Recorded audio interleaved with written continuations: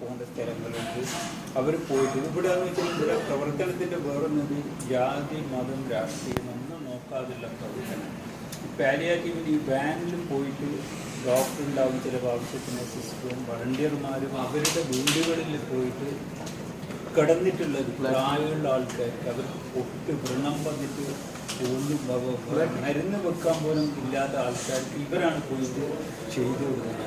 ചിലപ്പോൾ ആ വീട്ടിൽ വേറെ സഹായിക്കാൻ ആരും ഉണ്ടാവില്ല.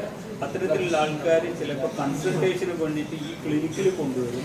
അതല്ലെങ്കിൽ വേറെ ഹോസ്പിറ്റലിൽ കൊണ്ടുപോകേണ്ട സ്ഥലത്ത് അവർ അതിന് വേണ്ടിയിട്ട് കൊണ്ടുപോയിട്ട് അത്തരത്തിലുള്ള ചികിത്സയെല്ലാം പൂർണ്ണമായിട്ട് ചെയ്യുന്നുണ്ട്.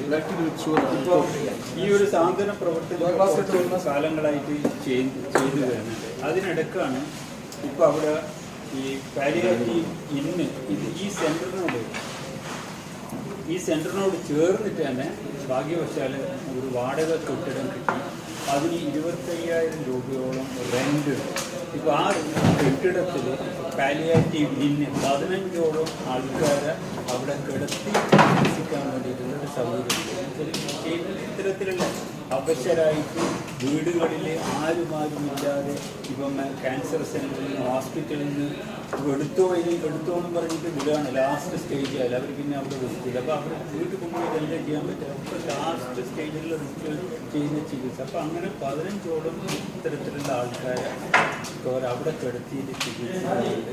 അതിലിപ്പോൾ കാണണ്ട, അവിടെ പോയാൽ കാണാൻ മക്കന്നൂർന്ന് വന്നിട്ടുള്ള ഒരു വളരെ ഹൈറ്റ് പറഞ്ഞിട്ടുള്ള, പിന്നെ അവിടെ വളരെ പ്രയത്നിക്കേണ്ട പ്രവർത്തിക്കുന്ന ആൾക്കാരും വളണ്ടിയേഴ്സും വളരെ ആത്മാർത്ഥമായിട്ട് പ്രവർത്തിക്കുന്നു. ഒരു ശമ്പളമില്ല. അവരെ കണ്ടാൽ നമ്മൾ പോയി കഴിഞ്ഞാൽ അവർ ആ സ്ത്രീകളെ കുറിച്ച് പ്രായമുള്ള കുറിച്ച് കവിളിൽ ചുംബനം ചെയ്യുന്നു.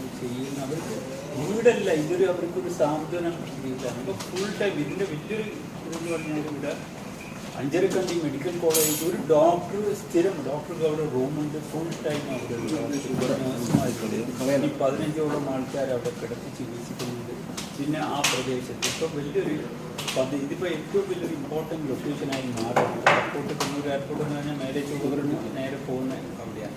അവിടെ നേരത്തെ സ്ഥലം എടുത്തിട്ട് ഒരു കെട്ടിടം പണിയുന്നുണ്ട് അവിടെ.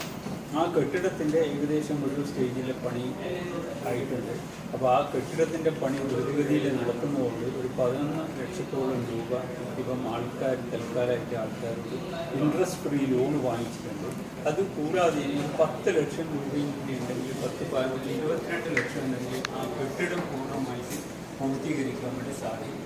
അപ്പോൾ ഈ 15 എന്നുള്ളത് ഒരു 10 അതിനപ്പുറം ഒരു 15ഓളം കൂട്ടിയിട്ട് അത്തരത്തിലുള്ള ആൾക്കാരെ സാഹചര്യങ്ങളുണ്ടായി.